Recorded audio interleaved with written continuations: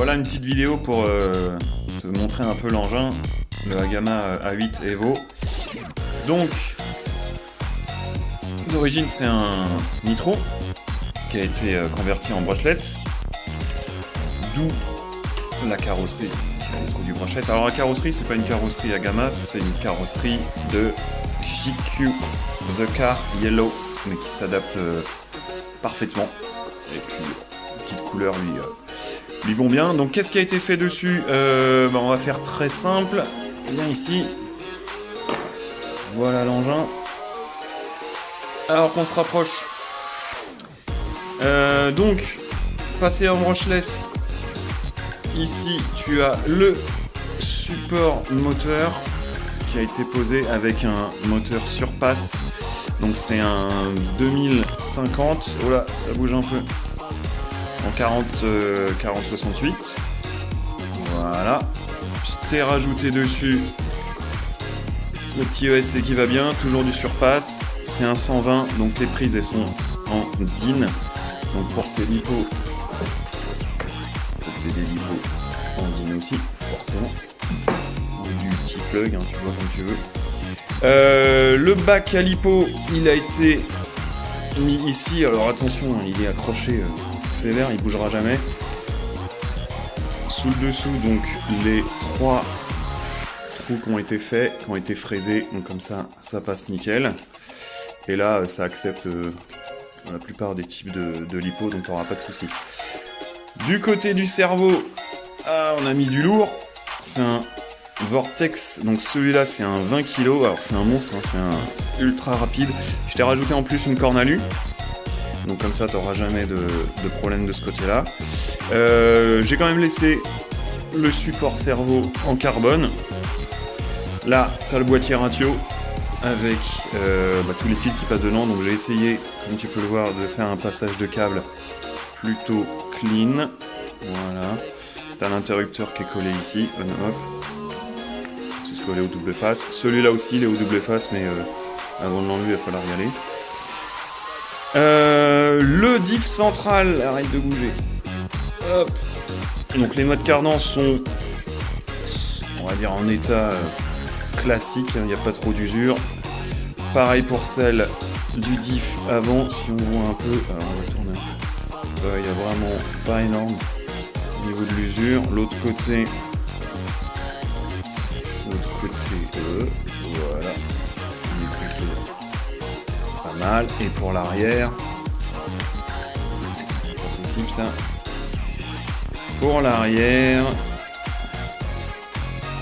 on voit un peu, voilà, tu as 1 mm de bouffée, ça l'empêche pas de rouler. Pareil de l'autre côté. Voilà. Pour le châssis en lui-même, il a tourné forcément. Mais il n'y a rien d'exagéré, on va dire que c'est du classique sur un usage. Le dessous de carter avant, il n'est pas du tout abîmé. Et là, tu as une sorte de skid plate arrière qui va te protéger, donc pas de souci. Dessus, je te laisse les pneus, donc c'est des Sismic. Alors où est-ce qu'on va les voir? Voilà, Sismic. Le modèle, c'est les Weapon. Et puis au niveau des picots, tu vois, t'as encore largement de la marge avec des jantes pleines pour compétition. Donc il y a eu au niveau de la modif quelques ajustements. Tu as les 3 trous pour le, il est où? Il est en bas, le bac lipo, donc là, là et là, et tu as eu un trou de plus ici pour le support moteur.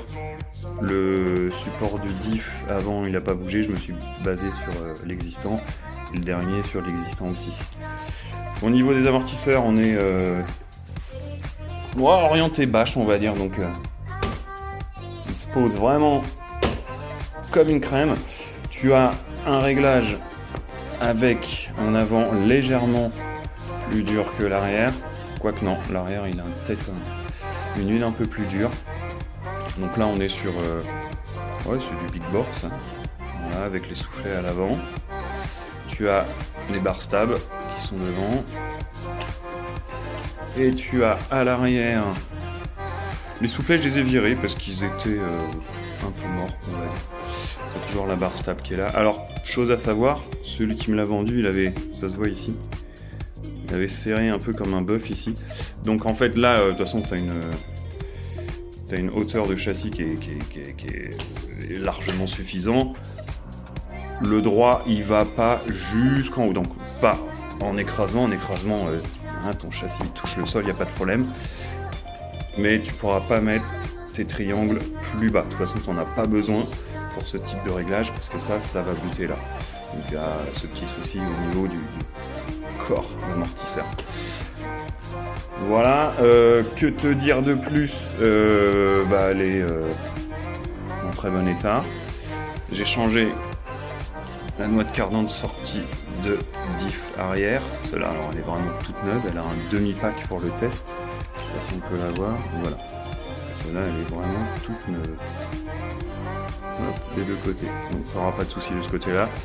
Le châssis, je pense, c'est un 70-75 en alu. C'est loin d'être un 60-61, donc ça c'est très bien.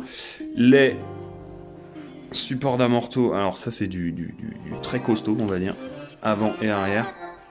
T'as le diff central qui est très dur. Le diff avant qui est... je sais plus ce que j'ai mis, ça doit être du 7000, un truc comme ça, pareil à l'arrière. Et au centre, tu as du 11500 si je me trompe pas. Voilà. Voilà pour l'engin. Il est complètement prêt à rouler. Donc bien sûr, il est livré avec la Dumbo RC, la célèbre, c'est la X4. Donc, hop, très facile d'utilisation. Tu as les trims servo, gaz, frein. Tu as les trims de direction. Tu as le dual rate. Tu as les inversions. Et si tu as besoin, tu as Channel 4 qui est ici, et il doit y avoir une Channel 3 qui est ici. Voilà, hop, Channel 4, Channel 3. Donc ça, elle est toute neuve, hein, elle a fait un pack aussi. On sait jamais. Je te rajoute. T'as deux triangles tout neufs arrière. Tu vois, ils sont complètement neufs, hein, je vais même pas retirer ça ni ça. Donc ça c'est pour l'arrière, t'as le droit et t'as le gauche. Voilà, donc ceux-là, si ça pète, t'as ce qu'il faut. Je te remets aussi un carter de diff. Alors ça, c'est l'avant. L'avant, parce que tu vois, t'as une sorte de... Je sais pas si tu vois, t'as un petit cup devant. Il n'est pas plat, il est en avant, donc il va se monter là. Là, alors lui, il a jamais été monté. Hein. Ça pète sur les gros impacts au niveau du support support d'amortisseur. Là, ça peut péter là. Enfin, avant que ça casse, faut y aller. Mais voilà, si t'as un problème, t'en as un de plus. Et on sait jamais, si tu veux rebasculer en nitro, t'as aussi la plaque carbone qui va, à la place du moteur ici pour mettre le servo gaz frein. Donc ça, je te le mets, mais ça n'aura pas l'utilité. Voilà, je te remets la carrosserie pour que tu vois ce que ça donne.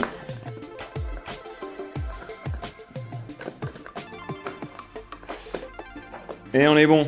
On va faire un petit test maintenant. Voilà, donc pour le test, je t'ai mis la lipo. Donc moi, je l'ai prévu pour tourner en 4S. Donc la lipo ne sera bien sûr pas fournie avec. C'est une 4200 HRB, donc ça tourne vraiment bien en DIN. On n'est pas dans de la compète non plus, hein, on vient faire du bash. On va voir ce que ça donne. Donc on allume la radio. Tout va bien. Ensuite, tu allumes la voiture. Hop. Elle a fait son calibrage. Donc, je te parlais du cerveau tout à l'heure. Tu vas voir que le cerveau, il est très rapide. Là, on est sur voilà, quelque chose de très très très précis, mais surtout de très très très rapide. Donc, si tu fais du circuit, sans aucun souci. Celui-là, il tourne vraiment bien. Ensuite, accélération. Voilà, hop, tu commences en douceur. T'as les pneus qui ballonnent légèrement. Alors attends, je vais la tenir parce que si elle s'envole, ça va pas être bon.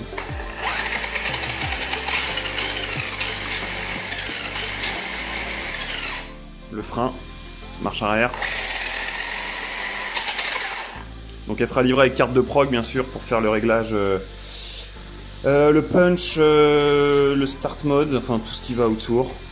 Hop, je te refais un dernier coup. Et marche arrière. Voilà pour l'engin. Il a la forme. Il attend que de rouler. Et bah voilà. Si t'as d'autres questions, tu m'envoies tes questions. Et si l'annonce elle est dispo, elle est sur Le Bon Coin et le Marketplace. N'hésite pas.